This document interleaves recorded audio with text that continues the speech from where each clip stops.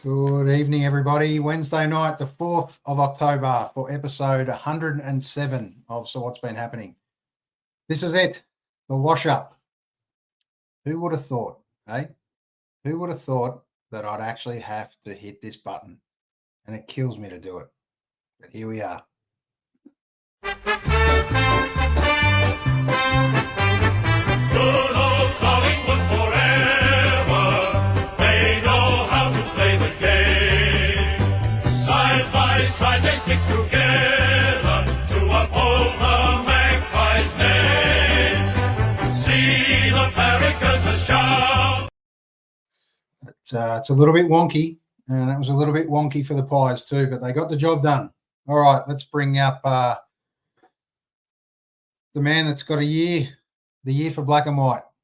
Let's bring him up, Lovey. Welcome back, mate. Jesus, how are you, mate? We can only smile, mate. We can only smile. If you don't, what do they say? If you don't laugh, you'll cry. Been a few tears. Mate, it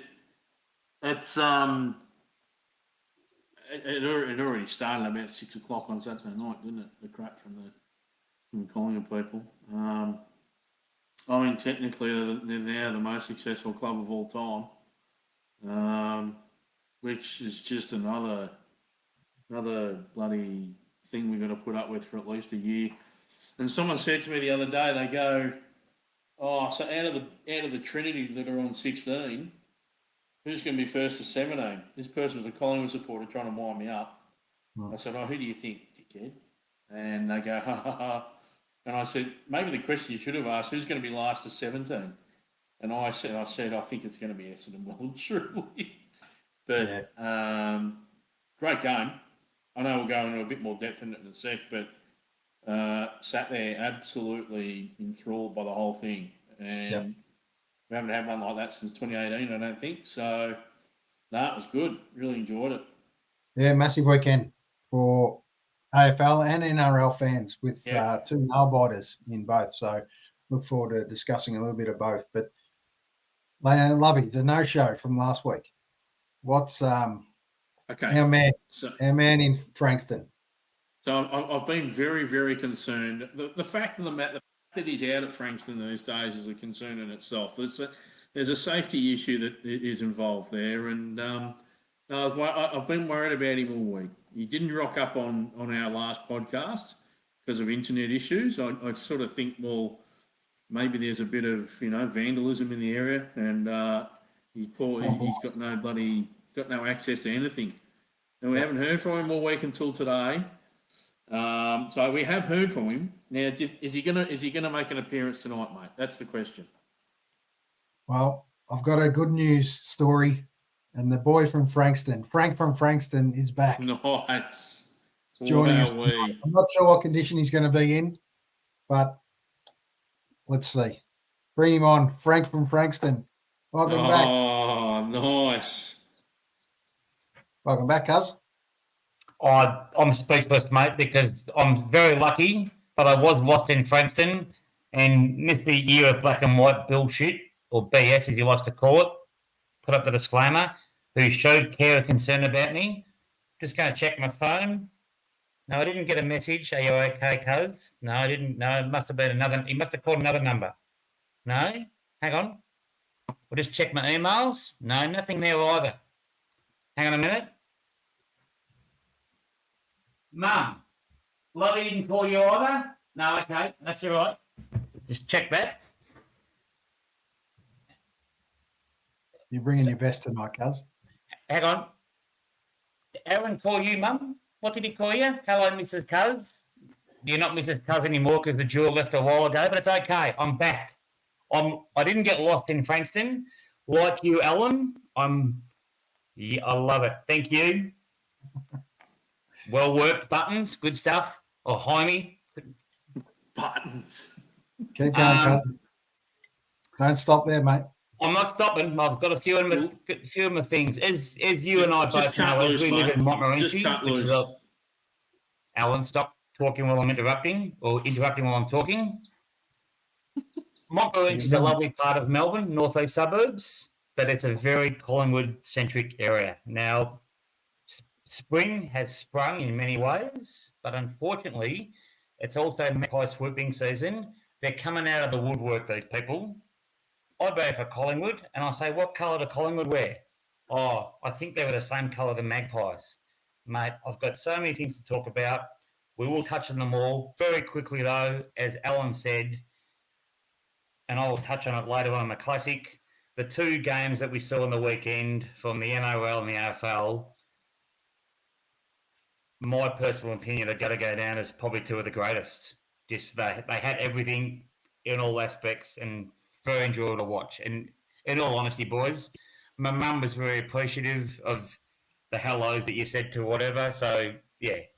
But I tell you what, no disrespect to my mother or Frankston, but let's get the internet working down there. Absolutely. Pay the bills in some way, shape or form. Hello to all my Frankston relatives and friends and whatever, but all good. Shout out to Optus Dial-Up down in Frankston. Well played, cuz. Lost in Frankston, mad in Monty.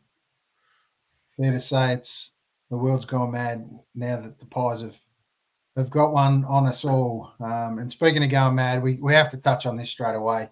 One of the great tattoos during the week, dished up on TikTok by a guy having a couple of nectars and tattooing his old man and tattooing the wrong year on. So it was all going great for the Pies. I mean, let's not forget the fact that his barbed wire tattoo now looks like a piece of crochet you get from a 75-year-old. Yeah, it's a ripper. The fact that his kid's got, is basically numerously illiterate. And is he in Frankston, by the way? Were they also based in Frankston or Cannonook? I think they were down that way. Cannonook's up I market. think they were down that way. Cannonook's up market. Cannonook's up market. Right. Okay. Yeah. So it doesn't sound like it. I'm not going to go any further. Okay. but that tattoo is just typifies what I was saying about Collingwood people. The ignorance on them is extraordinary, unbelievably extraordinary. What about the on their? It just goes to show. It actually just goes to show, even dumb shits can have a bit of luck. Yes.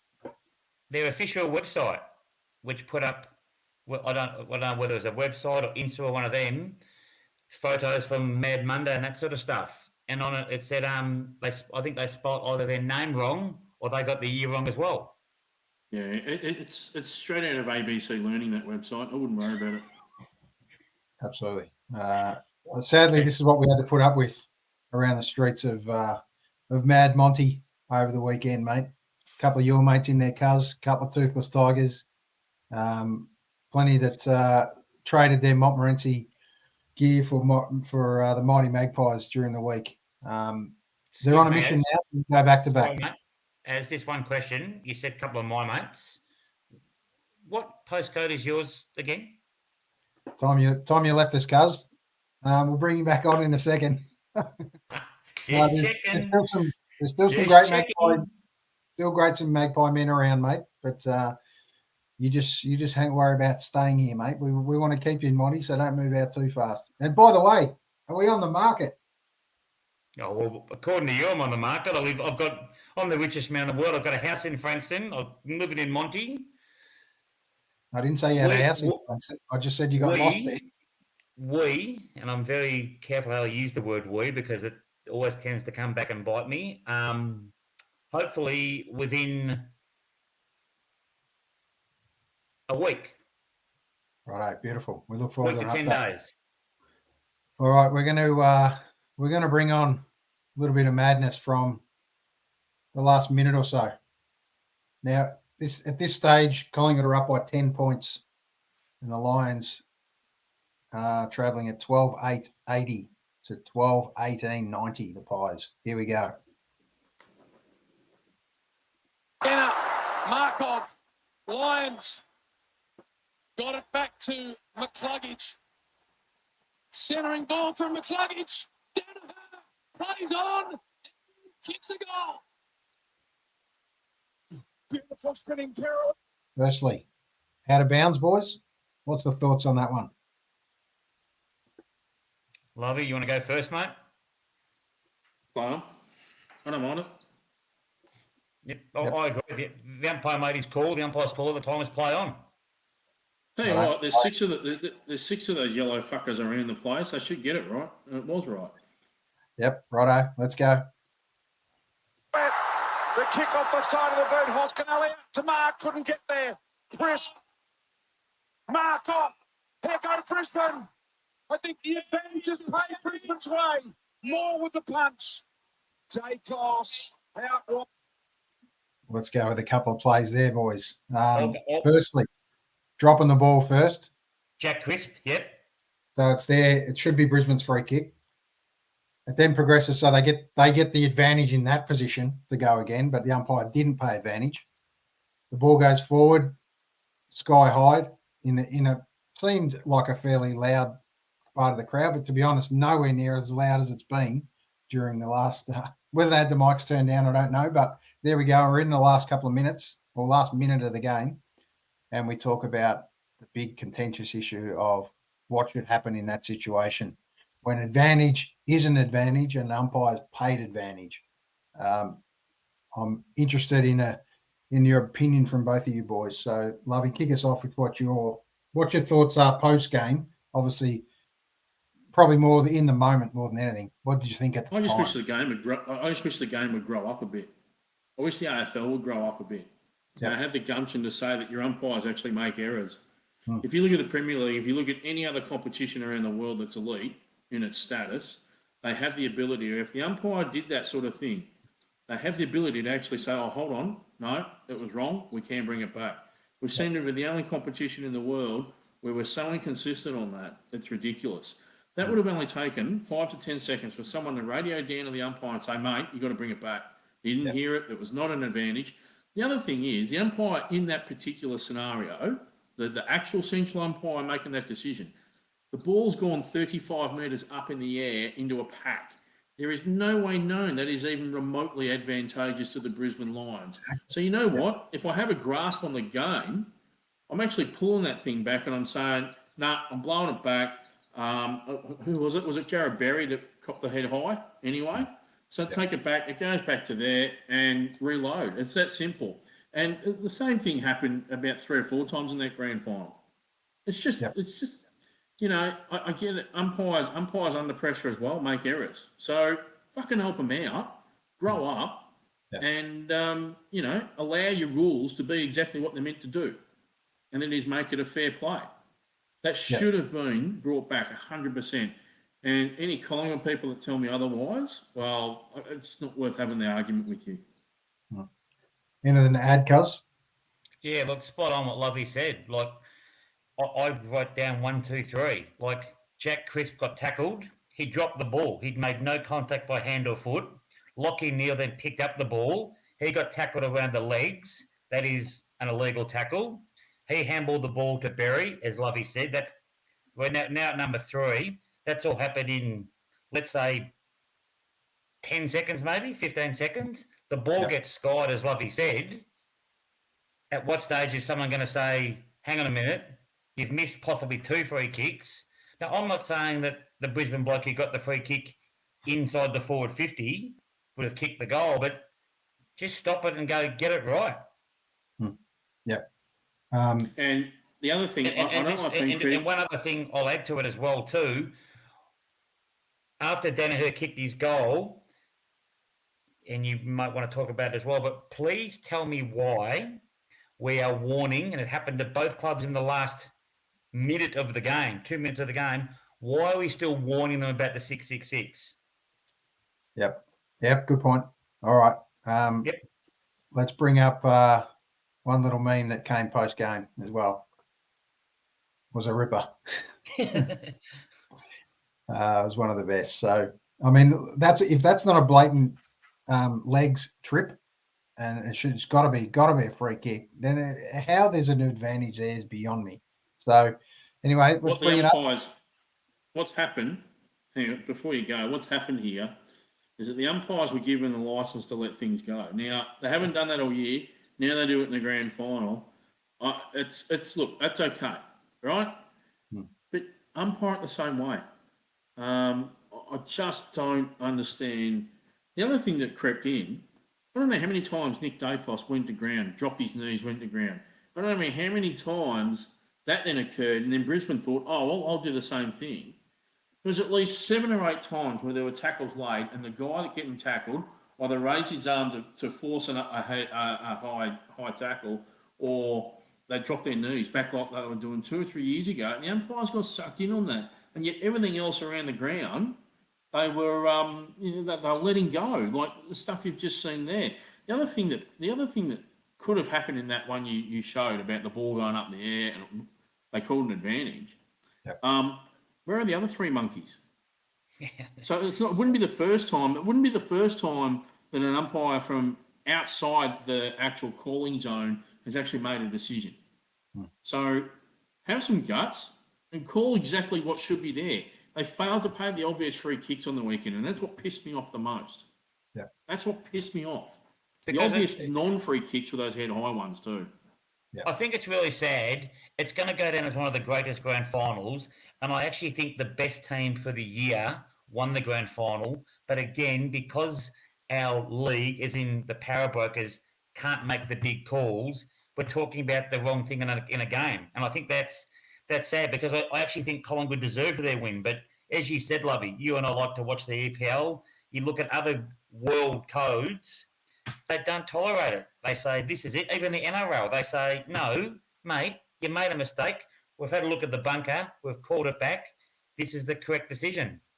And they'll call on the captains and talk about it. Like, we should have that sort of situation. Hey, come over here, whoever. Come over here.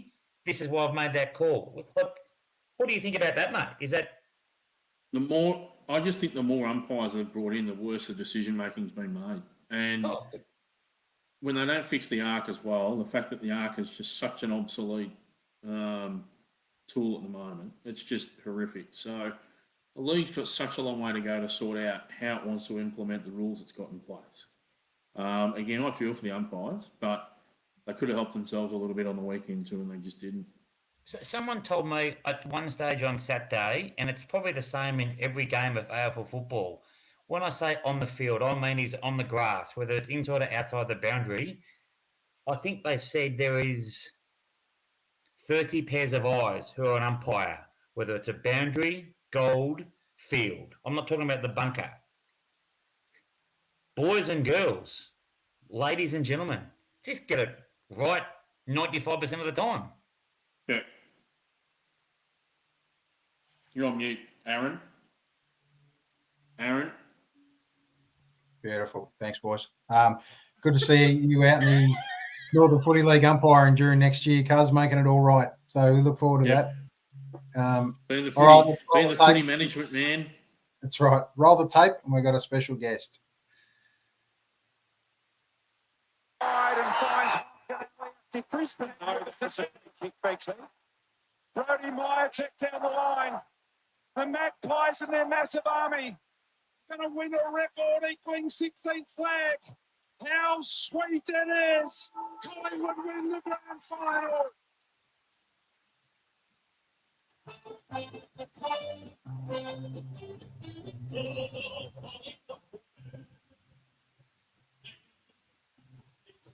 All right. That's enough of that. All right. That's depressing. It's just depressing, isn't it? It's Stories. just, that's fucked. Stories. All right, we're going to continue to talk footy, but for the meantime, we've got the best man in real estate ready to do the deed for you in Monty. Cuz he's made a special appearance for us tonight, taking off 10 minutes out of the pokies, and let's bring him on. The fabulous Hayden Stanton. Welcome, mate. Hot tips, Hayden. Gentlemen, Hot how tips, are we? Hayden. Sorry I'm a bit late. I actually had a busy meeting after work. I had to catch up with Clary Oliver and Brodie Grundy, just putting together a package at the Redbacks at Hampton Park. Yep. Apparently, the only things that are required in the deal, basically, is that I've got to overpay them both and make sure that their recreational activities are strong off-field, and that they'll both be happy to come down and kick the ball around at the Mighty Redbacks next year. So you'd be pleased about that, no doubt, Azza. So, save you a few pennies in the salary cap. And you might even be able to go out and get the great man Harley Reid to the mighty Demons. Who knows, eh? What an amazing couple of days it's been in the scuttlebutt and rumour file. Sure has, and we look forward to it. We'll touch base on that in a few seconds, because God, it's a nervous time for a few people out there right now, but a great time also for a few clubs in the mix for new players, no doubt, and plenty of prospects obviously going to head down to North Melbourne in theory, unless they trade them all. Someone I else. also wanted to find out from Cuz too how the sale was going at Mont. Apparently, it's a record sale at Mont. Yeah, you've just missed the update. We're still. He's waited for about 5 major events in the world to happen, and then he's decided now he's going to list. So in probably the quietest week for real estate. Yeah. What's your advice, H? What should he do from here? Yeah. Well, I did say to him, he gave me a frustrating call a couple of weeks ago just about the whole proposition of the agent he selected, the campaign agent program, and the fact that they've done all these things and it still wasn't enough. And he threw his hands up in the air, and I really wanted to see how the ginger beard was actually progressing, because last time I looked at it, I thought, have you shaved the chin there, Glennie? You've just got the moustache going now, have you? You're rolling the moustache or not? No, he's run it all. He's chased it all up. He's an amazing human being. No, look, I think that the market's turning, and again, the interest rates sitting on hold is promising for you, Glennie. But as I've said to you several times, the quicker you can get out of Montmorency, out here to the beautiful southeast suburbs of Melbourne, and join the local Indian community out here at the streets of Punjab and Beaconsfield, you'll be absolutely ready to go, young fella. Thank you, Hayden, once again. I've changed my name again because I've come up with a new thing, or what I call the vault. When I told certain people certain things, so you are now off that list now, because I tell you something in confidence, and it's now general knowledge. So hence my mantra now of lost faith in mates. Can you just come forward to the camera? I need to see your lip. Just come forward to the camera. No, I need the camera. You saw me in person because you saw it the other week. I have had a bit of a shave and a touch up. No, don't need to come any closer. Glenn, have you touched that panel? Yeah, put up all your photos, AC, Milan. Take off your hat and show us your bald head. Come on, you Melbourne dog. Thank you. Get them all out. Really Get them all out. Righto. Let's move on. When we do sell the house, Hayden, and Hayden's frozen because there's no internet down in Cranbourne. When we do sell the house, you three will know before anybody else does. Righto. But I'll just give you a little bit of information, H. Yes, quickly. You haven't had the pleasure of meeting Jody? No. Aaron has. So has Lovey. Yep. Be careful what you wish for, boys, because one day she'll watch the podcast, and good luck when you try to take her on. We've had a very, very good week this week, though. A little shout out. I know she won't be watching. My stepdaughter gave birth on, I think it was Saturday morning, to young Harvey. Both well and healthy. So all good. Bombers supporter or a demon or a kangaroo? No, unfortunately, Tori's fiance, he is a Collingwood supporter. Oh, no. And Tori loves Melbourne. So, unfortunately, young Harvey is torn already, I think. But, yeah, that was the best thing that came out of the weekend. On a positive note, guys, I was thinking about this after the fantastic victory for the Magpies on the weekend, was that we've solved the immigration problem from 9 months from now, because there will be at least 150,000 pregnancies, and we won't need to bring any more immigrants in, and we'll have another working-class citizens coming through. Beautiful. Well, yeah, so our housing crisis in 20 years' time goes absolutely apeshit. But never mind. Yep. How good. Some more of these being born, no doubt, H. Oh, have a look at them. Oh, my gosh. Look forward to it, mate. Wow. Cuz is keeping up with the Joneses there, for sure. Righto, Cuz. Thank you. Give us your immediate reaction after the siren, Cuz. Were you a happy man? Were you happy for any Collingwood supporters? Or were you disappointed for the Brisbane Lions? Look, as I briefly said to Lovey before, I was happy because a lot of my friends have been Collingwood supporters for a long time and haven't had a chance to actually go. a really good friend of mine. It was her birthday yesterday, the 3rd of October. So she went to, and she's not a fair weather. She's been to a lot of games, and she said, I enjoyed the game immensely. And I said, when did you think? And she said, that was the worst thing about the game, though, was because it was tight all day, I didn't really enjoy it. She enjoyed it when she watched the replay with her young children who said, Mum, you know how you said footy's not everything? Footy's everything. Which, Yep. do you know what I mean? Just that passion. Just so, look, I was happy for them. And as I said to Lovey before, I don't want to umpire bash because they're humans and they make mistakes. The best side in the comp for the year won the game. Brisbane were gallant in defeat, very gallant in defeat, and lost no admirers. My first reaction was, pardon the French, shit, what a great game of footy. What a great game of footy. Yep. That's what I hoped you'd say, mate. Because whether love them or hate them, it was probably a game for the neutrals, to be perfectly honest. If you were on one of them, you found it hard to stay on them because at one stage I was almost barracking for goal. And it was just an absolute nail biter. And that's exactly what you want in a grand final unless you're the competing teams. So the heart stoppers were on for all Collingwood supporters. The 3 finals by 11 points total. It's an incredible result when you come to think of it. And they got it done. So that's how close it was for them, which is incredible to think about, really. And it probably will never happen again, I would imagine, because we've had some blowouts across finals. But H, give us your final siren thoughts, mate. Oh, look, after 11 or 12 lead changes, with momentum swaying back and forward, I was pleased, a bit like what Glenn said. We're all the same. If you don't barrack for Collingwood, you think they're all ferals, but we all know so many Collingwood supporters in our friendship and family groups. So happy for them. I honestly felt the game, Collingwood stars really won the game for them, didn't they? Their stars all stood up in key moments.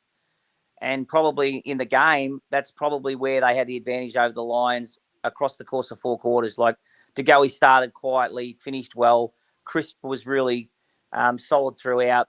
Dacos, Nick had a good game. Josh, I thought, was quite poor at times. His foot skills weren't great. But, Pendlebury's last quarter, exceptional. Steele side bottom, a couple of really key moments. I think their best players were probably the difference in the game. And, yeah, happy to see them win. Unfortunately, we'll have to put up with 12 months of absolute shit and flags out. I still see cars driving around. You'll see them in 5 weeks with scarves hanging out. And what we really should do is stop, take the scarf out and strangle the driver with that scarf. That would probably be the best thing that we could do for Victoria. Now that we've had a change of leadership, You that would can't be the punch best their thing to teeth do. out. They're already gone. Well, the dentists aren't happy because, they can't afford to get the veneers put in. So there's no real joy there. But no, look, good luck to them. As I said, Brisbane had their moments, but the key moments were won by Collingwood. They won the game and they deserved their opportunity. They probably kicked themselves out of a 4-goal win, really. So thought they were the best team on the day. Yeah, Lovey, what's your thoughts on not getting it done via points? Obviously, Collingwood were kicking average. It was going to come back to bite them at some point, and by hell, it got pretty close to them costing them the grand final. I can't remember the last time the winning team kicked less goals in a grand final, for one. So that's a bit of a bizarre stat in itself. What I found bizarre too is Channel 7 with a promo.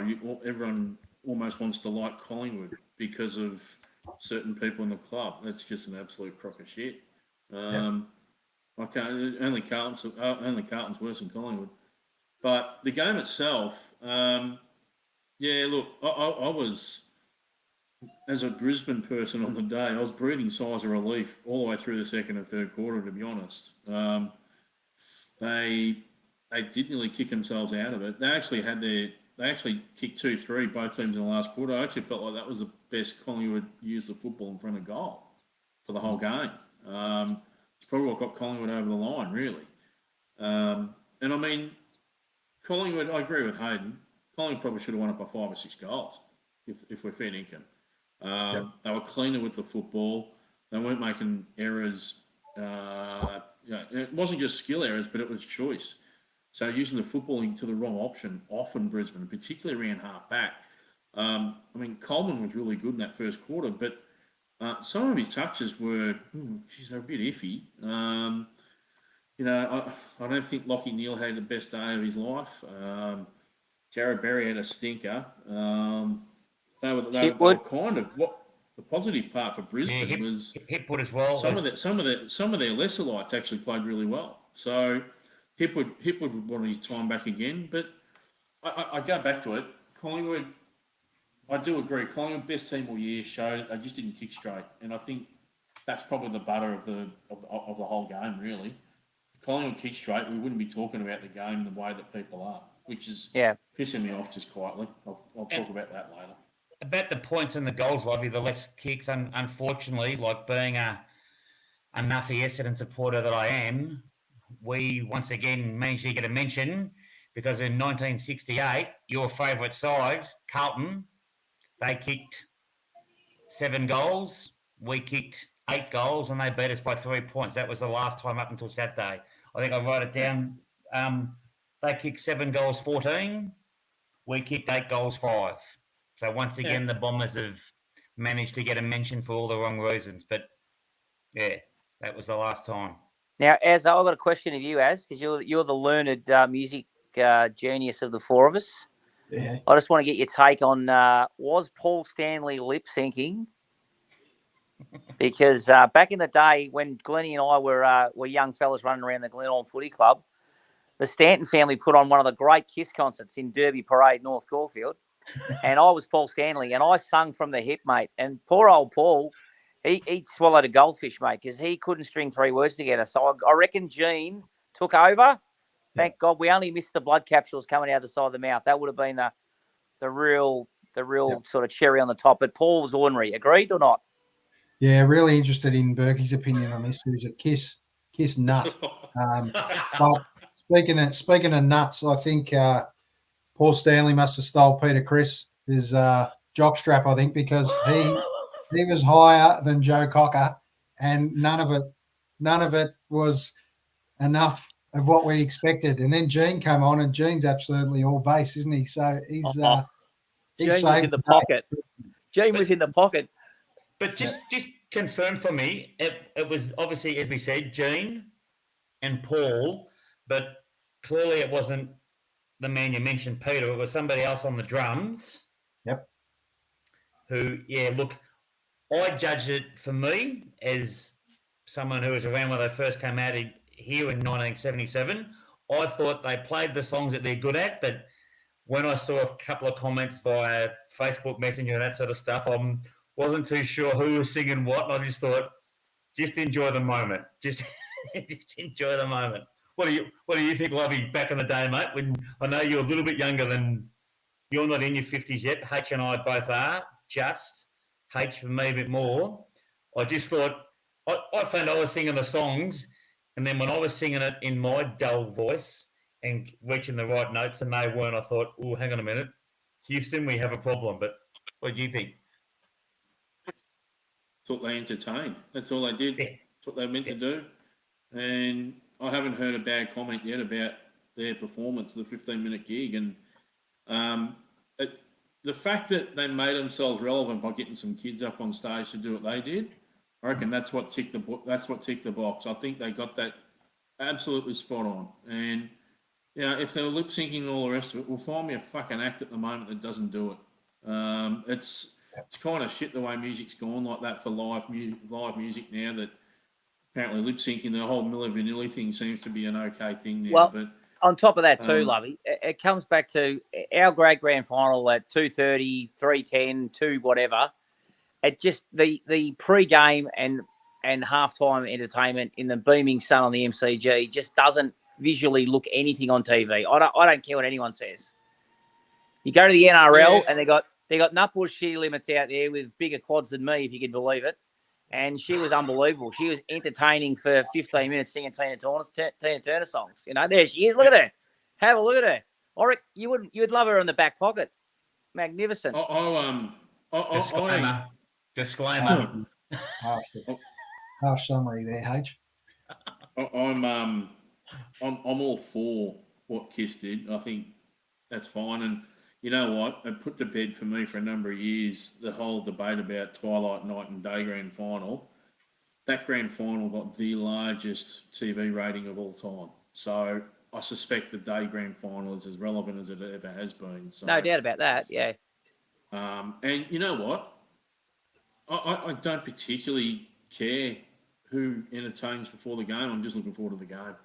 If I think it appeals to certain people, great, whatever. Just bring the game on. Yeah. That's a good point, Just Bobby. good. Like, there's been a couple of comments, like Andrew Dillon made a comment, like obviously, as we know, Gillon McLaughlin's had more farewells than Dame Nelly Melba, but he's now passed the baton. The new bloke, Andrew Dillon, said, look, we'll look at our options, whatever, but to me, the people voted with their feet. If you're going to ask me to give a mark out of 10 for the day, from sort of that entertainment to the end of the day, I'm 8, 9, 90%. So, yeah, easy. Andrew Dillon's more wooden than Clive Lloyd's cricket bat. Let's face it. He is the most bland, Boring. guy Boring. that I don't know how he's going to inspire people to follow the AFL. If he's going to be the man up front, I hope he's got other people who are going to be really good at the PR stuff for the AFL. Gil McLaughlin was a dick. He made a lot of stupid things and did a lot of stupid things, but sometimes he did get it right too. So if this bloke is just going to be boring, I hope there's people around him that make the AFL still feel like it's a pretty exciting product. The question is, will Gil ever leave? He's on a swan song at the moment, and let's face you know what? it, He's still making decisions for another 12 months behind the scenes, just like good old Dan is for young Jacinta. Nothing's changing. It'll all be the same for another 12 months in there. This will have Gil written all over it still. Yeah, I think the big concern is if Crowded House were the best they had on the lineup, Kiss obviously blew them away, but the AFL were in a real predicament of having a massive issue on their hands if they couldn't have got Kiss at the time. So I reckon it's one the AFL got out of jail on, to be perfectly honest. Kiss were already on the Cosma. What's that? Dave Cosma, absolutely. Should get Dave Cosma up. I can give you a couple of local acts for sure. Can I ask you a question again before you put up the local acts? I'm not a booking agent and whatever, but last time I looked, the grand final, we're pretty sure what the day is, give or take.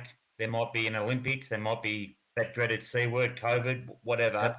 But why can't we book a act to do it the second year in a row? I know we like to keep things fresh or whatever, but Robbie Williams, most people said he did a good job last year. Robbie, it's the same. Like, how many years did Tina Turner do they use the song or whatever? Like, sometimes if it's not broken, don't fix it. We talk. Look, I think there's enough talent in the world. Enough talent in the world, though, Cuz. We don't want backup singers, mate. We don't want them coming back again.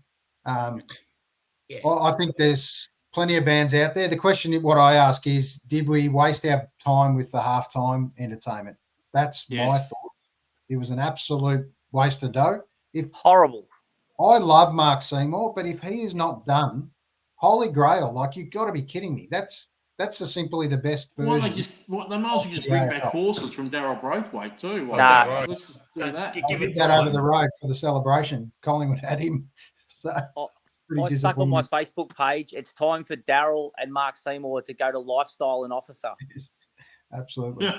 Seriously, it's as bad as it got. And then Kate Miller-Heidke, who sings in her own genre beautifully. She did the Logies last year when Olivia Newton-John died.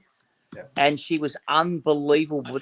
But her trying to be pop related to tie in with Mark Seymour, who looked like fair dinkum had 14 Cheech and Chongs. Like, seriously, it was horrible. I would have rather watched Oz Kickers.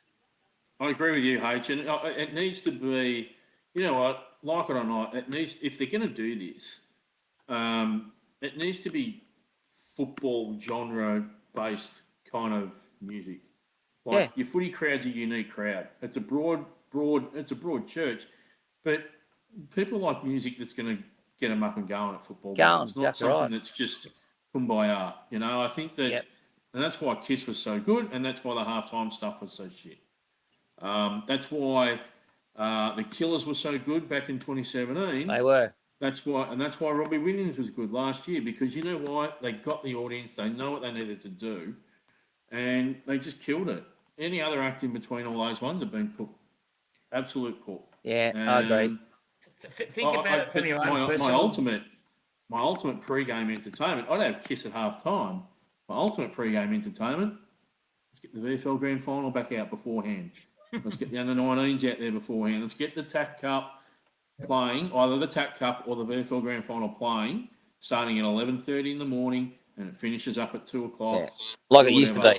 Yeah. The AFL talk about traditions and respecting traditional, whether it's to do with our Indigenous colleagues and friends and whatever, or how they've done the history. As you said, Lovey, how many of you guys, like the old, and I don't sound like a 75-year-old man, I'm not that old, even though a lot of you think that.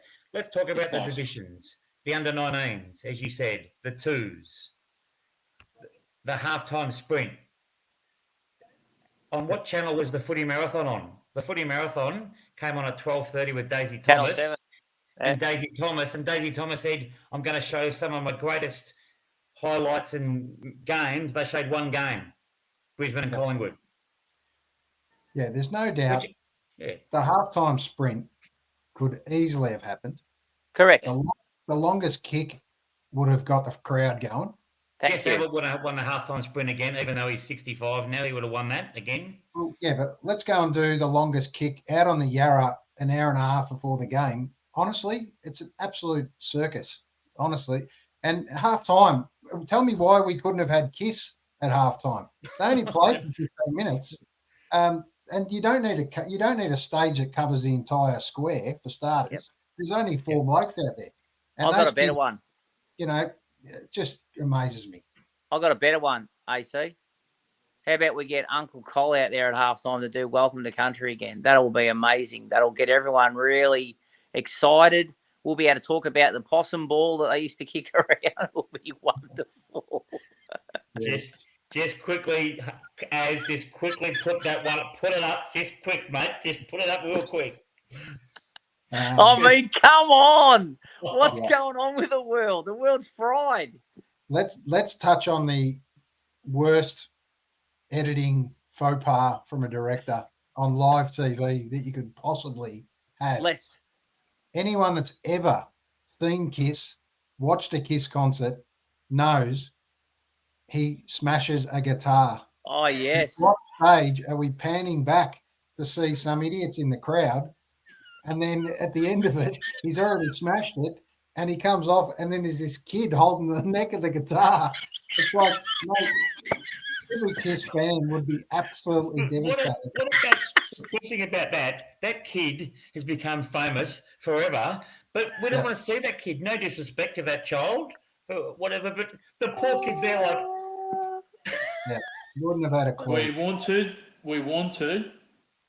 We wanted that inebriated Paul Stanley to walk up to the stage, and we wanted to see him literally hit the shit out of that guitar. That's how I'm with you, Az. How do you live with yourself as the concert organizer without doing background checks on the historical events that are at Kiss concerts? And the one thing that everyone loves to talk about at a Kiss concert is A, Gene's tongue, and 2, Paul Stanley signs off every fucking concert they've done for 50 fucking years with a smashed guitar. Why would I be this muppet in the Channel 7 studios to decide, you know what, camera A, let's span on the fat gut bloke who's eating a pie or whatever, and then we'll scan back to Paul Stanley who's already signed the paper and it's gone. We didn't actually see him signing it. It's gone. It's done. It was the dumbest thing I've seen, apart from the umpiring. But there were other little ones too, like when they're belting out, oh, it was, mate, and Paul Stanley's calling out, Brisbane fans, and then the cameraman, he goes, Brisbane fan, and he's put the foot on the Collingwood fans. Like, he clearly said, Brisbane fans. That's the art of directing, cuz. And I think they missed a massive opportunity. It's all about how you come on stage as well. And they Yeah. brought him out in golf carts, not even part of the camera work. And they brought him out in the worst golf carts from Upper Conductor West Golf Course that they just dragged in. Yeah, absolutely terrible. And then next minute, Kiss are on stage. Talk about miss the moment. If ever you want to stereotype some poor bastards who are at the age of 70, that was it. Chuck them in golf carts and wheel them out like they're in fucking wheelchairs. Sorry, What the hell? boys. We've got a special guest coming on from the Upper Conductor West Golf Club, and he's a bit offended by your comment, mate, because he reckons that they go right up there. But yes, why bring them back and golf? Bring back the Batmobile, mate. That would have been perfect.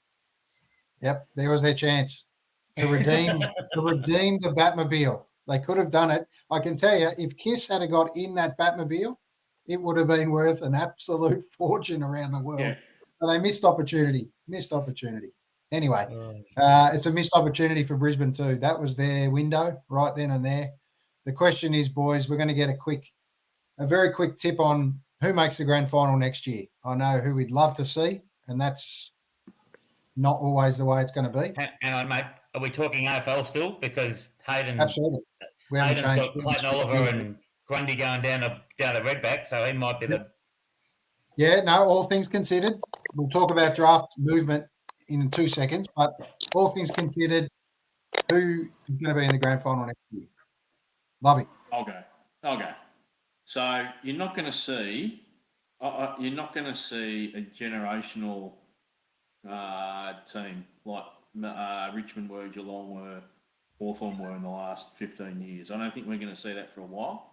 I think we're going to see some pretty licorice all-sort premiership winners over the next few years because no one's actually set up to dominate the comp over a number of years now. Yep. I disagree with Cuz. I think Brisbane have still got at least 2 years of this list to have a crack at it. I'll back them to get to the grand final. I'll back them to get to the. You did write them off. I'll back them to get to the grand final again. And my other grand finalist, and this is where it gets tricky. Oh God, I'm going to hate saying this. If they get it right, it's Carlton for me. I think Brisbane Carlton next year is probably a legitimate combo for a grand final. Collingwood's luck's got to run out eventually. I know you make your own luck, but for 3 years, are they going to hold up for 3 years with winning all these close games? I know their structure and their game plan works well for it, but it's got to fall over at some stage. And I don't see another team jumping out of the wilderness and winning it. So, Carlton Brisbane for mine next year. Righto, Cuz, who you got? Yeah, look, again, I did write them off. I didn't say they couldn't win the grand final in year, but I don't hate Carlton like Lovey does, but I think it could be a bit traditional. I think it could be Carlton Collingwood again. I know Collingwood have had, yes, they've been kissed on the 8th day, as we all know, with a little bit of luck in their close games and that. But that said, they've been very consistent, and if everybody says, or everybody has said they keep doing it, but they have actually kept doing it. They've done it again now on the most important day.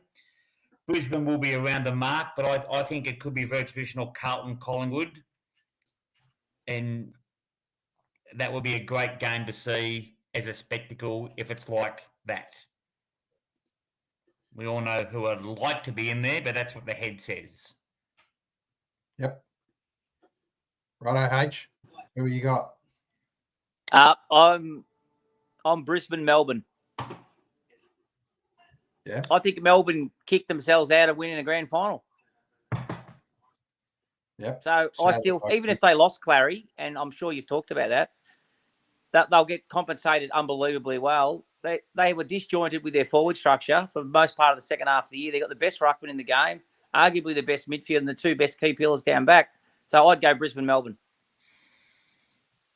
We haven't touched on draft and trade yet, H, but I just want to know who's going to be paying for the 6 years left on his contract for Harry anyway, apart from Melbourne.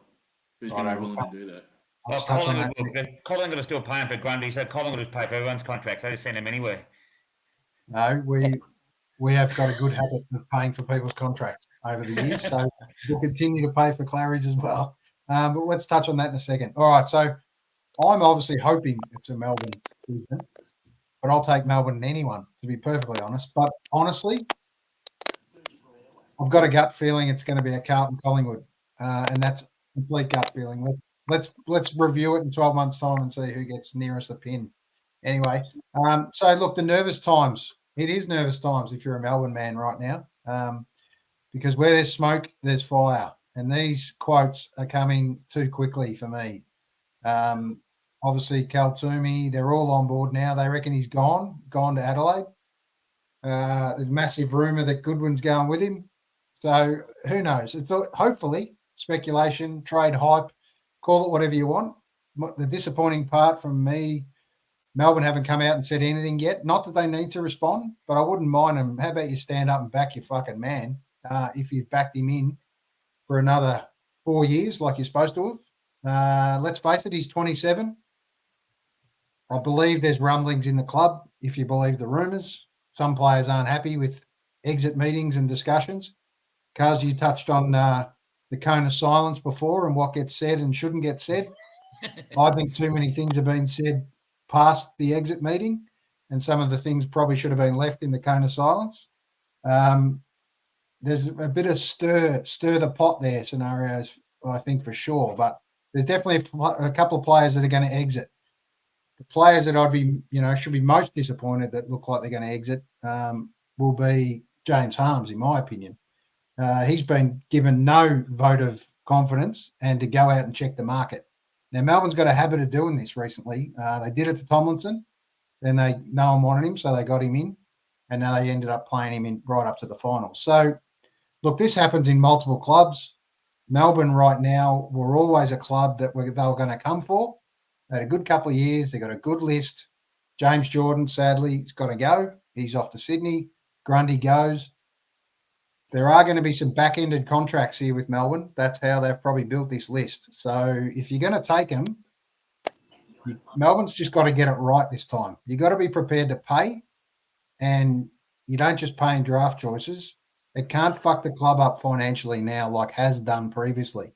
And that's the big concern I've got at the club. We've worked so hard to get it right and in a profitable position after a grand final or a premiership. And now, is it all going to come undone quickly? I'm not saying that personally that Oliver shouldn't be up for trade. That's the question I've got. Injury prone, if you believe what they say. 27. I'm not saying he's at the end of his career, but he's probably got a couple of good ones left. Melbourne's got a habit of hanging on to those kind of blokes too long, possibly. So why wouldn't he throw him up as bait and just see? So that who knows where this rumour really kicked off for. But as a Melbourne supporter, I wouldn't be satisfied with anything less than however they get it done. And it may mean a couple more players, but I'd want 3 top 10 draft choices for Oliver and a couple of other players. Now, whether that's this draft or the next draft, obviously there's massive talk on Harley Reid. We know that. But it's going to take about a 3 or 4 club mix in a draft to get Clary out of there and a good draft choice back to Melbourne. So the concern is smoke where there's fire for sure. But the question is this real and will it happen? That's the biggest thing, and I'll take out of that, mate. Has Melbourne come out and said we've guaranteed him he's going to be there next year? Because as soon as I say that, he's gone. It's like with the coaches thing. You made the comment, and I love your passion. And great to see Pardo, who's a lovely, very intelligent coaching person and whatever, and football person. The thing that gets my back up about it, and I'm not on the inner sanctum of any club, but did you get it right? As we spoke before, did you have a bit of luck? Like you won a grand final, you were a very consistent side, but they won a grand final in that dreaded year that we talk about with COVID and whatever. Now that all of a sudden, blokes who you offloaded, as you said, Melbourne's got history, as is Essendon, we do it all the time. Like James Jordan, very stiff. Harmes, very stiff. I know Melsham's got a long-term injury. Like, it's fascinating this time of year. What are we? We're not even what are we, a week since the grand final was? Not even that. It's amazing how the media, the turn on blokes, and H will speak a bit more in a minute about it. We don't even know these people, but people make their decisions for them, and I think it's a bit unfair at times. Well, as we know, Clary's been absolutely noosed ever since the rumours came out of what he was doing while he was supposed to be rehabbed and before. I honestly don't think that, well, Goodwin have heard him say it once, that there's nothing to see here. Clary's doing his job. People argue otherwise sometimes. So, H, without saying too much about really what it's like at Clubland, and I know you've got a little bit behind the scenes, but how important really is it for a club to come out now, yourself coaching, to come out and support your players, or do you have to say nothing sometimes? I think in this situation, I think where Glennie touched on, there's two situations that you look at. One is, are Melbourne at that point now where behind the scenes they're just disconnected? There's a relationship breakdown, and it's gone to the point now where it's gone too far.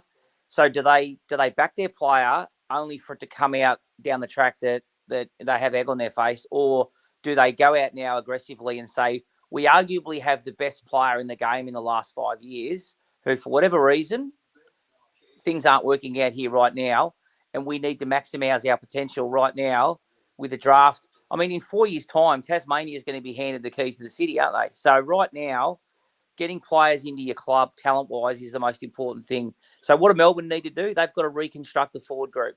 I think we'd all agree with that. Yeah? Yep. They are non-potent forward of the ball. They get more entries than any other team in the game, and they're defensively set up on the ball as good as anyone. What does that look like? I couldn't tell you what that looks like. I'm not that close to it to understand who's gettable. But when you're talking about Clayton Oliver or a Christian Petrarca as a name or someone of that ilk, shit gets done.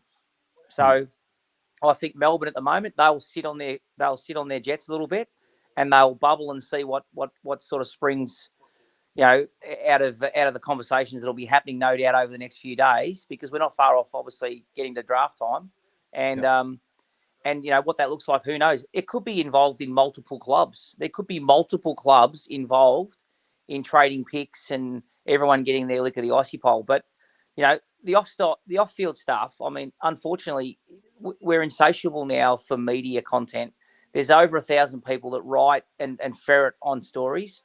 Oliver's obviously got issues. There's no doubt about that. I mean, everyone, whether you want to say it's major or minor, there's obviously something there that isn't allowing him to be in that environment, the right sort of teammate that his teammates maybe want to play with, and that the club are happy to actually promote and keep in their system. So sometimes you've got to be prepared to cut them loose and get the very best view you can for the footy club. Because at the end of the day, the footy club's the biggest thing here. No one else. Yep, totally agree. Cuz, Lovey, sorry. Give us your final thoughts, mate, on this one. I find the whole thing fascinating. It's just an absolute crock of shit. Yep. So are people trying to tell me that he's willing to depart from a lifetime friend such as Petrarca? Is it that broken that people like Petrarca can't actually just bring him to the side and go, look, mate, we're going to work across the pre-season. Yep. We'll damage any relationships internally that are damaged. Let's work on it on the pre-season. He moved into Max Gawn's house during the year. I mean, I find it ludicrous that the media are allowed to get away with 95% of the shit that they spit out there. The other thing is, why would Melbourne let go of a blue chip midfielder at the prime of his career with another 6 years to go on the contract? You're at the 12 o'clock on the premiership clock, on Mick Moldhouse's clock, knowing that Tasmania's coming in 4 years' time. You're going to offload arguably one of the best 5 midfielders in the competition, and for what? To get some untested, untried kid who, yes, he's probably going to go number one, but how many number ones have been successful over the years? Not that many. There's zero. If Melbourne let him up, if Melbourne let go of a premiership All-Australian footballer who has All-Australian credentials as well, just to try and get this Harley Reid kid, mate, you're backing your Joseph Gutnick days. It's an absolute disgrace. It would be a disgrace if that was actually remotely being considered right now. And since you're in the premiership window, if you want to win a flag, I agree with Hayden's point and Cousins. Why would you want to try and get picks so you can get Harley Reid? Why? Why wouldn't you be throwing the bank? You might as well be better off going to Harry Mackay or someone like that. You go to Harry Mackay, you say, mate, here's 5 years. Here's 5 years at 600 or 700. You're not going to get that at Carlton. We need you to be a presence in our forward line. Then I guess there'll be other compensation that goes with that you can go to still get to the draft and get a first rounder probably anyway. But I just find it absolutely disgraceful the way that this is being reported. When the reality is, I find it hard for another club to pick up 6 years of salary along with Melbourne on this. So for me, it's pie in the sky stuff. I've just read online that Aaron Norton signed an 8-year contract extension with the Dogs. So that's that one done as well. Yep. So I don't think Carlton are going to let Harry walk at all. I think Harry's going to be a Carlton Blue for life as well. They'd be stupid not to sign him up for the rest of his career. So I just find there's another example of where I find this time of year completely and utterly frustrating because 70% of the shit the media come out with never ends up happening. So I think we just need if I'm Melbourne, just call it. You've got the strong hand. No one's going to come for any sort of compensation that's going to get one of the best midfielders comp out of there. It just won't happen. And just one more thing on it too, boys. We're talking about established players here. Let's talk about it from the look of the young men who are about to be drafted into who everybody says. We'll talk about Harley Reid, but let's say John Smith, who everyone said John Smith's going to be he's 192 centimetre ruck. He's really good. He's done this, and everybody tells him, mate, I've had 15 clubs at 18 talking to you, John, you're going to do this, you're going to do that. Then when John Smith doesn't get drafted, how's John Smith's mental sort of well-being and health and well-being and that sort of stuff? And the likes of, well, I won't name names, of the media people who have been camped outside his door, camped outside his uni, camped outside his high school, wherever it might be. Yep, he's signed. I've got it on good authority. John Smith's uncles told me that John Smith's going to do this, and then John Smith doesn't get drafted. And we all know people who that's happened to. John Smith then thinks, well, do I want to actually play this game anymore? That's the other stuff too. Glenn, I'll go you one better. Yeah. This looks like another Jack Watts if it occurs. If it actually occurred, this becomes another Jack Watts. Hey, Harley, guess what? You're a new Clayton Oliver. Get on with it. Have fun with that. Enjoy it.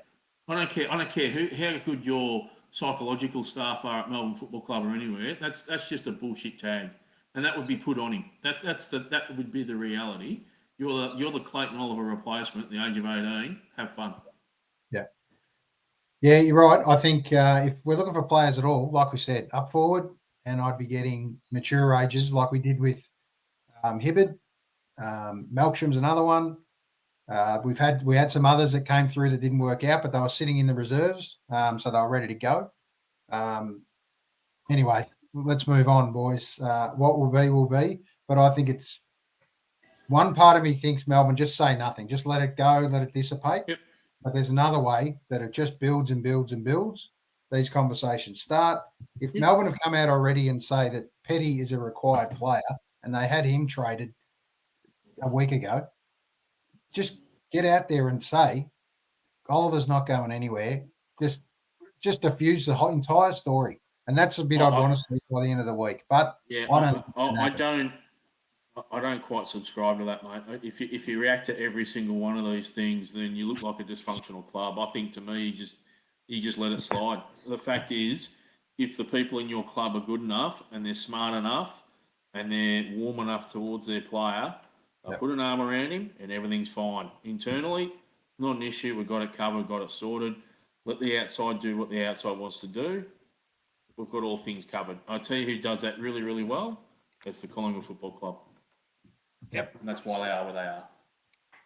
And they've become, in many ways, as much as a lot of non-Collingwood supporters don't like to admit it, they have become, Hawthorn used to say we're the family club, but Collingwood have liked that now. People want to go to Collingwood. They've always been a big supporter-based club, but now what I do when I watch a grand final, I love to watch the end of the grand final when the 23 players, or at the moment it's 23, who were named and played, how they are to the young boys and girls who give them the medal and they put the cap on. And you watch a lot of blokes in that team who have had their issues off field. I don't have to name names, but some of them were amazing. Took the time on a special day for them to go down to the child's level, acknowledge them, shake hands. I think of the 23, I think it was 20 did a very good job of it. A certain young man's mum, who is very famous. A certain young man's mum who's become famous this year. She might have a chat to her son, though. He might have forgotten to acknowledge the child. I don't get caught up in that. Guys, the word's I'm gone not mad. fussed on that. Word's gone mad. Yeah, absolute brain fade for sure. But mate, I'm sure he'd do everything he could to build this game like we all have, mate. I'm pretty sure he's done more Auskick clinics than we'll ever do. So, little slip up there for sure. Let's not make a big deal of that one. Fucking hanging. They're fucking hanging for it. Wouldn't be the last time you've left us hanging, cuz. So you've probably got a couple on us. Anyway, we're going to switch codes, boys. That was Collingwood. Please make it go away. Is the pain that we're dealing with. Sadly, this is it for a lot of people, and sadly, it is reality. So Collingwood, well done. Let's take hats off to the Pies for 2 seconds, mate. They did it. They got it done. Yes, they won by 11 points over 3 finals. The bottom line is they won by 4 when it really counted. Let's switch codes for a second to the NRL. Wish everyone a good off-season. Come back bigger and stronger, and we look forward to North Melbourne climbing the charts next year. So let's see if they get there, man. Fingers crossed. Before we change codes, Ed. Oh, who is that? My static. Whose is that? I don't know. Keep going. I'll cut you off one at a time. Might be H's, but that's all right. Keep going. I'll turn H back on when you're ready to roll. Are we allowed to go around the square and just check which of our football sides, because we've all got affinities, where will they finish next year? Or is it too early for that? It will be Before shit. we do a code switch? Yeah, why not? Let's do a code switch. Well, I've just got 2 bombers. So let's kick off with you 2 boys. Lovey, where are you going to finish? We'll be shit because all of a sudden we're taking North Melbourne's rubbish on and treating it like gold. So that's it. That's us in a nutshell. Next. Yep. Where is shit? What position on the ladder? Yeah. Position. Yep. 12th. Righto. Cuz. 8th. Righto. Who knows? Now, where's the where are they coming from, mate? How's it going to happen? Essendon, I'm not asking us to win a final. We need to make the finals. That's got to be our first thing. We need to finish in the top 8. I'm not saying we're going to play off or whatever. That's where, with the list that we are going to supposedly top up, whatever, I think we need to finish 8th, and I think we will finish 8th. Righto. All right, let's go with H in North Melbourne before his phone packs it in. Kanga's obviously stockpiling. Thank you, AFL. We love you.com. I would suggest that their best case scenario would be 17th to 16th. There's a realist. Finishes below you. Yeah. No, that's where they're at. Seriously. They've got 4 genuinely good players, and the rest of them are battlers. Yep. Totally agree. All right, the Demons. Love them to finish, and where they will finish is another story. But obviously, it's got to be top 2. It's got to be top 2. Nothing else for me. I'll be happy with. Obviously, got to be top 4, but it's so important. Home final on the G, first and second versus third and fourth. You got to be in the top 2 as far as I'm concerned. You might be better off playing a final away from the G, mate, after the last. Yeah, you're possibly right, mate. We'll go up and beat Brisbane up there first first round. So let's see. All right, we're going to jump in and switch codes for a second. That was it for the AFL for season 23. Who would have thought it went by so quickly? And in the end, none of us got what we wanted, which is Collingwood win. But good on them. Well done. All right, let's move codes and let's set this up. The NRL Panthers had won the last 2 premierships. They were punting for a third. Brisbane on a roll as well, and their first final for quite some time. Now they hit the grand final. Their chance to knock off the big boys. It looked like Penrith for how far, didn't it, boys? Getting close to half time there.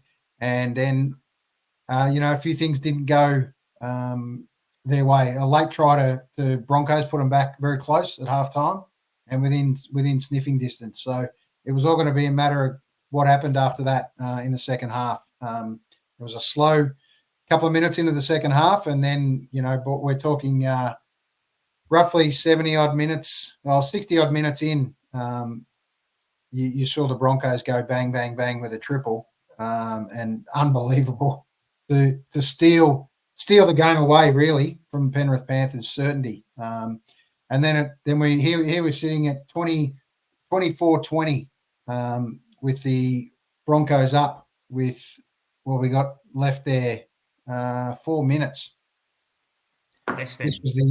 This was the amazing part where it all went down, and this man single-handedly said, "That's enough of this. I'll take it from here."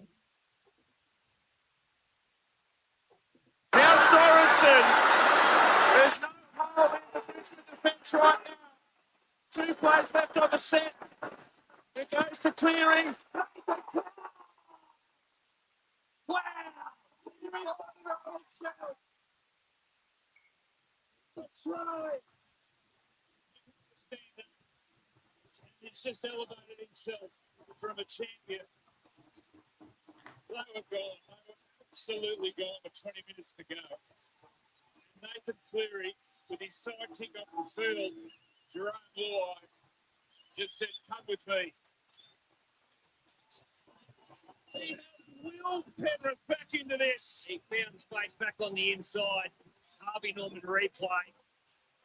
He just kept searching for a tight defender. And Nathan Cleary, wow. Yeah, wow. Wow is right for sure. What a game, boys. I don't know if you all caught it. I got a chance to see it, but that is one of the NRL games of the year, of the century, as far as that will go down as one of the all-time great wins. Not just because Penrith were trying to get the three-peat done, but what Brisbane were able to do against a Penrith backline that is incredibly strong and been so tough all year to get through. Brisbane just split them open 3 times in a row, and for Penrith then to turn it around and do a complete reverse on them and open them up right in the last couple of minutes. Lovey, that's got to come down to one of the best you've seen, surely. Oh, 100%, mate. It was so I recall the jubilation of the comeback that the Storm did back in '99. That was an elite grand final for all the, as a St George fan, for all the wrong reasons, but it was such a good win because of the way the Storm come back on that. 2015, obviously, with Johnny Thurston's after in extra time against the Broncos. I think Benny Hunt still can't live that down for the rest of his life either. But that game, look, 15 minutes before that, you would never have said that was actually one of the best ever grand finals because it looked like Brisbane by how far. Yeah. And I know you'll praise. I know you'll praise their skipper, but when Brisbane got those tries, it wasn't Cleary Cleary was still on the ground, but Elliot Yeo was actually from the Eagles. Yeo from Penrith, he was actually off the ground, their co-captain, with a concussion protocol. So they lost their shape through the middle of the ground with him off it. And I think that Brisbane opened them up from there. But as soon as he got back on, they sort of got their shape back again, and then Nathan just did his thing. And the funny part about that try, if you look at it, there's no hole there. But because of the way he was playing and just because of him, Brisbane just fell off him. Brisbane just completely fell apart the moment he was running through there because you just don't know what you want. You don't know what he's going to do with the ball. And the fact he just decided, no, fuck it, I'm gone. That's just who he is. And, you know, I said last week I wanted to see a three-peat for that reason. If we see a three-peat in NRL speak, that's immortality. Like, you've got to go back to Parramatta back in the early 80s before you saw a three-peat, and then St George in the 60s. So I think what you've seen last week from an NRL perspective is something you might not see again for a long, long time. Yeah. I mean, that brings up the words immortality for sure. And that's one of those moments that's synonymous with rugby league immortality. They're big on it. There's no stopping these blokes at the moment. A couple will move on for sure, but they'll always find one and they'll bring another one in. They seem to top up. They seem to come out of the ground again. Absolutely, mate. They are 100% real chance of doing this again to a team next year and go 4. They're $4 favourites. Yeah, not a bad way to start the season. Not that Cuz is a betting man, but so he won't write that one down. But Cuz, what's your thoughts? Did you see much of the game and the difference between, you know, AFL Grand Final and NRL Grand Final? I know you kind of tuned in and copped some of it, but what's your thoughts, mate? Oh, I tuned into the whole game. I copped a bit of feedback from you, lovely gentlemen. Thank you for that. Criticism's good.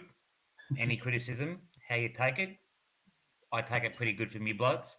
About the game, mate. I wrote down the other day, you spoke about immortals. There's 13. There's 4 blokes that I know as a rugby league fan. I'm not as diligent fans as you blokes, or as expert as you blokes. Churchill, Messenger, Meninga, and Andrew Johns. Greats of the game.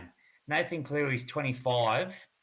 They speak about him as an immortal for what he has done in a relatively short space of time. For me, as a trying to understand the game more, and I love watching it now, and a Melbourne Storm fan, like yourself I just thought what he did was amazing. And you heard the commentator made the comment, there's no holes in the Brisbane defence at the moment.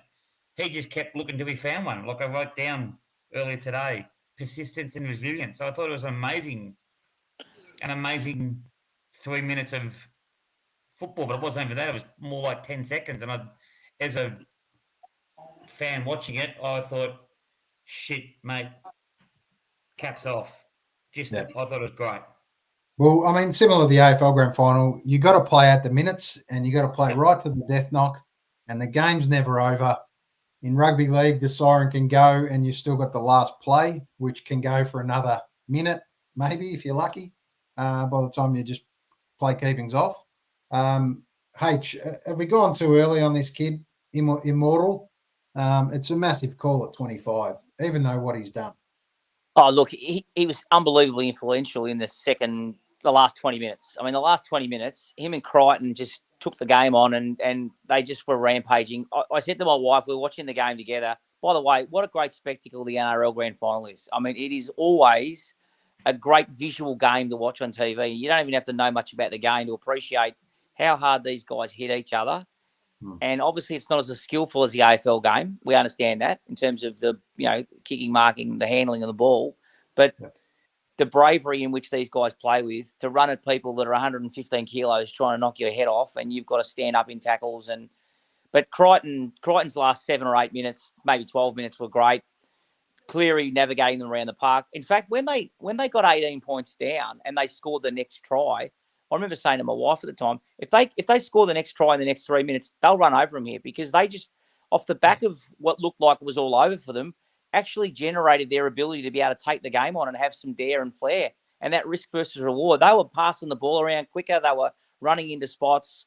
And I agree with Lovey. Like when Isaiah Yeo went off, who's that central figurehead that plays through the middle of the ground, who just takes meters, keeps setting you up so you complete your sets, and gives you the ability to be able to play they're outside players. I mean, Jerome Luai went off with a shoulder. The other Maori-looking dude, number 5 on the other wing, hardly touched it all day. But it was the middle of the ground where they dominated in the last 12 minutes. And the poor old Broncos, they went from chocolates to boiled ollies. Ezra Mann, you wouldn't mind him running around next to Keziah Pickett in the forward pocket in Melbourne, would you? Seriously, he just danced around him like for fun. But the spectacle itself, unreal. Cleary, just an exceptional talent, knows what to do at the right time. He's tough. He took the game on. He said, you know what, the 40-20 kick, for example, that he took after the back of that first try that got him back to within 2 tries. Like, if he dumbs that kick, they give the ball back to Brisbane and they can score off the back of that or set up a set of 6. That's maybe the grand final. He takes the 40-20. He gives them field position. They score off the back of it, and the momentum was like an avalanche, and they couldn't go with them, Brisbane, after that. And that's a good point, H. That kick, you say about the skill aspect, it's a lot more bullocking as a punching, bashing into each other, but the skill of that kick, like to know as a bloke, you know what, now's the time to do it, and he nailed it beautifully, as we all saw. I thought Jacob, that, like, little things Jacob like that. Wettering's prelim final against Melbourne, takes the corridor kick. Yep. Ball gets out the back. There was a sequence of events, but if you don't have the bravery to take that kick, then nothing can eventuate. You can't win. Yep. So good luck to them. They're a dynasty. They've been unbelievable. They'll lose players, as you talked about before. Crichton, I think, is going to Canterbury. They lose players every year. The NRL system's amazing that they can play a year out knowing they're pissing off. If Melbourne if Clayton Oliver had told Melbourne at the start of this year he was going, he'd be booed every game. It's just our mindset is different here in the AFL, very different. Yeah, you're right. It's an interesting point to touch on. I absolutely love that part of NRL in respect of signing during the year. I can tell you, none of those guys pull up at all for their club, and they give 100% for the entire year. And then they go off and play, and hopefully their obviously main aims to try and win a premiership with that club before they go. But the AFL don't want that because the media would be shut down way too much on that. I agree. You would screw the scuttlebutt stuff, and that's not what they want. The AFL want media. That's how they go about their thing. And you'd kill that off if you allowed contracts to be signed a year in advance and all the rest of it. Yeah, but look at the APL. What's been the growth of our game financially has been the media. The money that the media brought in gives them their salacial ability to be able to talk about it, write about it, speak about it, show TV about it. Basically 12 months of the year. I mean, we've finished the year, and now we're going into arguably one of the most exciting periods for AFL people is to watch the trade, the draft, and all the bullshit that goes with that. Yeah. You look at the APL boys, just quickly, like what they do in terms of with the transfer window, but they put players on loan to other clubs. Look, everyone goes, "Oh, that wouldn't work," but it seems to work pretty well over there. We like to console ourselves the world game that people watch, but we're minnows at times. The mid-season trading will happen in the AFL. I've got no doubt about it. Yeah. The loan stuff will happen. Yep. Yeah, no doubt about it. It could even happen next year, but I think it'll be 2025. Yep. All right, let's put a hypothetical out there. Well, just while we're touching on this, so you're allowed one lone player into your club for next year. Lovey, who is it? Hang on. So you've got to be realistic. Another football club is not going to loan me any of their best 22, what they perceive to be in their best 22. Lovey, you've got to live in fantasy for just 2 minutes, mate. Live in fantasy. Come on. The other club doesn't have to sign it off. The club they're coming from doesn't have to sign it off. Lockie Neal. Yeah, fair, mate. You can't question him. For a guy that was out and down and done and not talked about, injury prone, he's on the back of his career. Lockie Neal, week in, week out, does his job. Just incredible. Yep. Week in, week out, he just does his match winning thing. Yep. Cuz, who you got? Oh, I don't want the bloke to, as I'm looking at the screen on my left, but the Bont. Yeah, fair. Bontempelli. Yep. Righto, H. Who are you taking? Who's going to rock your dynasty? Look, I appreciate both comments. Fantastic players, but to me, what I love about the game, coaching it, playing it, all the rest of it is I love goal kickers. I'm taking Curnow from Carlton every day of the Yeah, week. you might. Yeah. You might. 100%, mate. Razzle dazzle. Who sells the hot dogs and party pies? Or Are we ask right? Kate, maybe Just get your we're right. I redbacks wanna to go say, back look, again. can you loan him out? Mate, Charlie Curnow, he's arguably the best kick in the game. I mean, he's had a shit finals campaign, let's be honest. He stunk. But He's not the only fundamentally, like, kicked 70-odd goals for Carlton. He lights up. When he's on, he's the most electric player in the game at the moment. Yep. Yep. He put Yep. bums on seats for you. He's my Absolutely. second pick, mate, in my fantasy world, by the way. Just I want to put it out there. You Thanks, can't, Glenn, that's just ridiculous. You can't do that sort of bullshit. It's You a make your fantasy, pick. Alan. I can, believe me. You had your pick. Oh yeah, because Hayden said it. So, oh yeah, he's my second one. Oh, well, what So about now that your you've had a comments? rethink on Telling that, me there's a chance. Yeah! I had to break it now up a you've bit. had your I now love you've it. had your rethink. Do you Lovey. honestly believe you'd take Curnow over Bond? Lovey, Would you when take you were Curnow asked the over question, Bond? when you were asked the Would question, you take what did you Curnow say? over Bond? Come No. on, pick one. But- One, but Cal. when you were asked One, the question, Cuz, sorry, Curnow or Bond? One, Cuz, Curnow or Bond? Who would you Bond. take? you heard my answer. I said Bond. I call bullshit. So I what reckon did you've you? had a second guess on this. Okay, I reckon Thank you have you. a second guess on this, and you've gone. Or maybe I think I might get Curnow here. Just relax. so we go back. Okay, we don't talk to one another like that. It's okay. Oh, don't we miss Razor? No, hang on. Let me please let me fishy, finish here. fishy. Because no, Lovey, you don't let people finish. Come back, lovey-dovey. This is your home now. We're using them all tonight, boys. Right, get on with it, Glenn. Just stop. No, when you were asked the question, Lovey, when Aaron said, let's play fantasy, what did you answer? Did you, oh, I can't do it because the other club won't let me? Well, you never stipulated the rules. He said Once you fucking stipulated the fantasy. rules, once you Glenny, Come on, listen, guys. stipulated the rules, then we're lucky Neil. Glenny, listen to me. There was one player selected. You went with 1.5, maybe 2. Yeah, absolutely. You Okay. backtracked on So your I've Bond. made a mistake. Let me, as a very famous man once said, let he, she, the tree, the wood, without sin cast the first stone. Jeez, we've used a good 5 minutes up there. Cuz, we only asked for one. On to Pally. You had to go with 2. You've turned the show into absolute ruckus. Hey?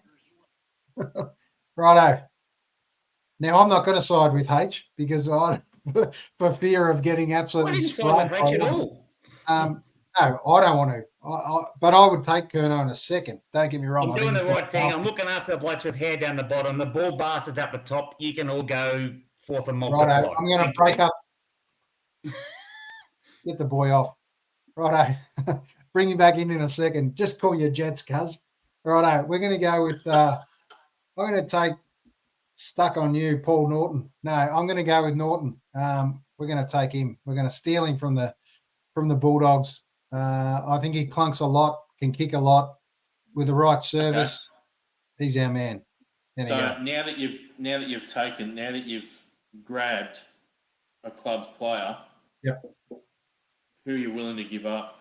Yeah, good question. I like this one. So let's push one back. Now there's from your own club. There's a few ways. There's a few ways here. You can let's think about it. There's a couple of ways. You can push to get rid of a player you guys don't want anymore, or you can give them one that's going to upset their situation or where they're up to. So, Cuz, we're going to ask you for one. Oh, sorry, I'm allowed to speak. Thank you. Just checking. So I would like to get rid of a supporter in a minute, but that's another discussion when we go off air. I think Essendon need to move on. Nick Cox. Oh, massive call. Why? So hang on. So What's just your so reason? we're clear, he's Alan, on loan. Stop interrupting. No. So he's on loan. So he's on loan, so he comes back. Yeah, he comes does back. come back to you. Yeah. So you're not So I getting thought rid you of asked him. me the question as I was just clarifying. Someone interrupted me. Naz, come on, mate. Let's go. No, Wind it up. seriously, I think You Nick might Cox, turn off. because I know he's on loan, he's now playing with a bloke with no confidence. He still hasn't quite got his body right. I think Nick Cox. Yep, righto. H, let's mix it up. The greatest example of North Melbourne foreplay, Cameron Zurhaar. Yep, the raging bull. Who would know what happened? Plays 4 good games a year, burns teammates religiously in better positions, and gets away with it because he's the raging bull. Yep. But the bad news is you got to get him back. Righto, Lovey. Who you got? I'm going Darcy Parish because I know I get him back. I'm probably getting really good reward for what I'm lining out for Darcy Parish, and then I'll bankroll myself on that for the second half of the year, and then I get him back. Happy days. So I got told off before because I was jumping on someone else's coattails. Darcy Parish, yeah, okay. Righto, cuz. By the way, how long did he sign for, H? 5 years, I believe. Yep. That's people question that at the time. 5 years, is that too long? Think of Norton. They've just gone and signed him for how long? Hey, AC, you're spot on. Let's not even think about Norton. Let's think about Harry Himmelberg got 6 years at the Giants. Yep. And it got talked about for 2 minutes over Vegemite toast at the water cooler. Like, seriously. Yep. And now they're chasing his brother for another 4. Correct. Which one, boys? Can I just come in for a second? Who was the longest one of sort of our sort of era? Was it Lynch back in the sort of day? And Buddy most recently signed a 10-year or 9 year. Nah, Lynch was 10. Was Lynch Buddy 10 as was well? 9, I think. Yeah. Lynch was 10. Yeah. Average $150,000 a year. Buddy with 9 with a 1 extension. And who would have thought, mate? He absolutely killed it, to be perfectly honest, for 7 of the years with a few AFL exemptions thrown in there for weeks off without strikes. But anyway, onto the player I'd get rid of, or loan, so to speak. B. Grundy. I would loan him for 5 months. We want him back. We actually want him back. The timing's Makes just perfect sense. The Makes timing's perfect just sense. not now. You know what? If you could do it next year, Aaron, you would loan him out for the year. Gorney has one more year in the ruck. He's pretty much almost cooked. Yep. Grundy just comes straight back in. No problem. The thing is, I mean, Melbourne's got a track record of doing this with good ruckmen. They don't play well with 2 good ruckmen. So we tend to get rid of the second string ruckman who goes and dominates at another club. Troy Simmons was one. Darren Jolly was another. Bruce. Well, we got Bruce when he was half smashed, but we got him back and we turned him into a star, and then he went off and did all right up at GWS. Let's face it. Danny Hughes started as a ruckman. Did you say Danny Hughes? Jeez, you're showing your age, Lovey. Yeah.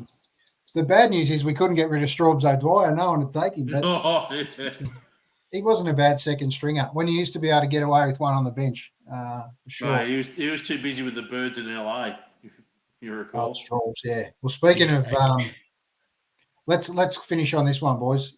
We're moving on to the NRL. Four teams from Sydney are going to get on the plane in a couple of months' time and head over to Vegas to open the NRL season. What could go wrong? Talking about kids in the candy shop. Who picked Vegas for starters out of all the places? The question is, give us our prediction. Who's it going to be, and where's it going to happen? Where's it going to go wrong, boys? So it's 4 Sydney teams, right? Correct. Excuse my ignorance. Can you give me the name of the 4 teams? Clearly easy 4 teams. It's going to be the Rabbitohs. It's going to be Penrith.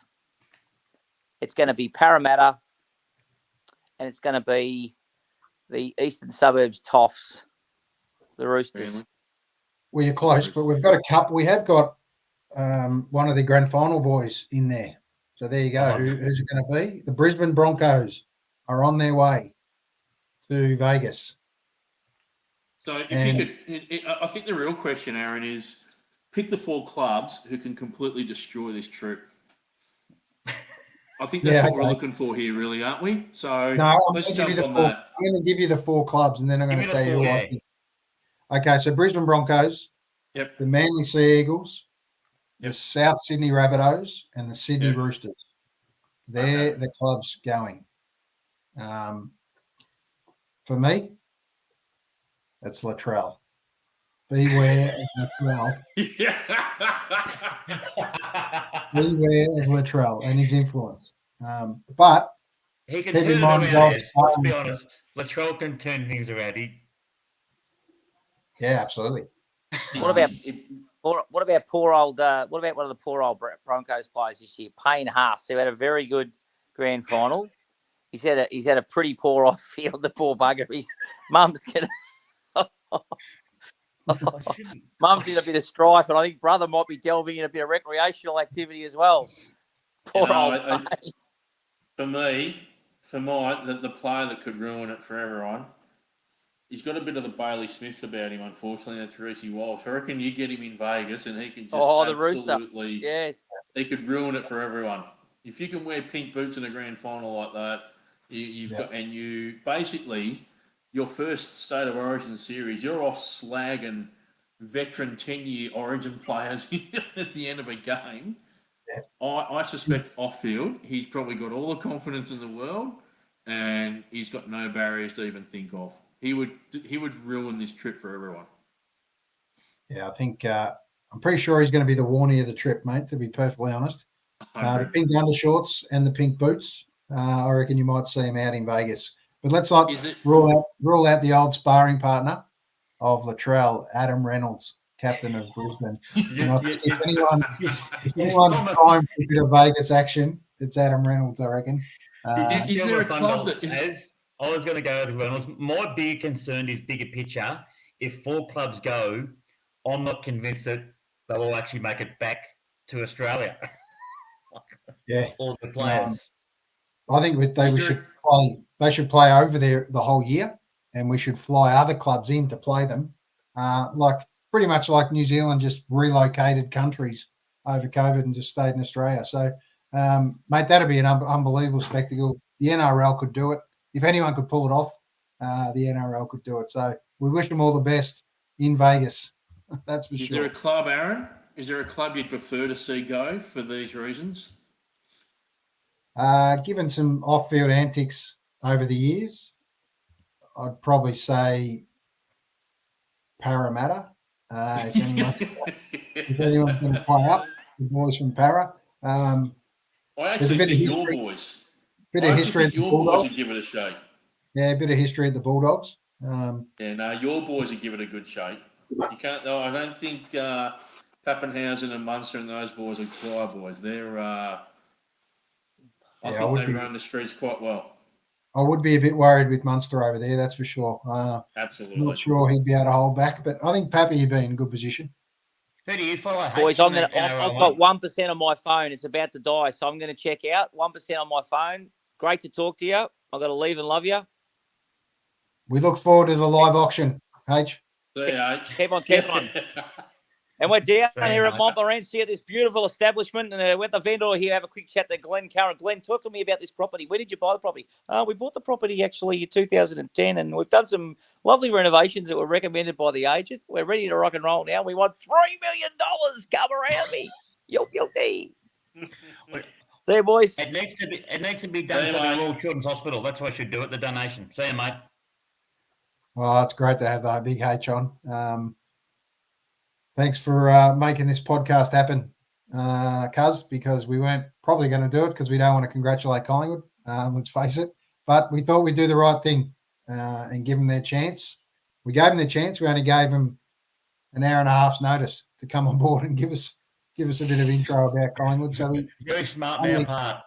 Only a couple took it up, but I must congratulate Darren Cummings, who's a big lover of us and the boys. All we can say is congratulations, mate. Let's go out with a bang. Let's enjoy the off-season, boys. A couple of Chico rolls, a couple of dimmies, a couple of hot chips. It's the season of the GGs. GGs are up now, you beauty. Yes, Cuz's sweet spot. It's a little bit He's an serious. observer. Yes, let's hope so. Keep it that way. If it's not drink responsibly, it's gamble responsibly. So there you go, Cuz. Just life responsibly, yeah? Very absolutely. true. Yes, very true. All right, boys, let's get this done. Hopefully it's the last time we ever hear it or sing it or play it. But let's sign You're it not off. going to, are you? You're going to go again? Yeah, If Penrith got a club song? I'll get it. but these boys do. Have a good off-season, boys. Yeah.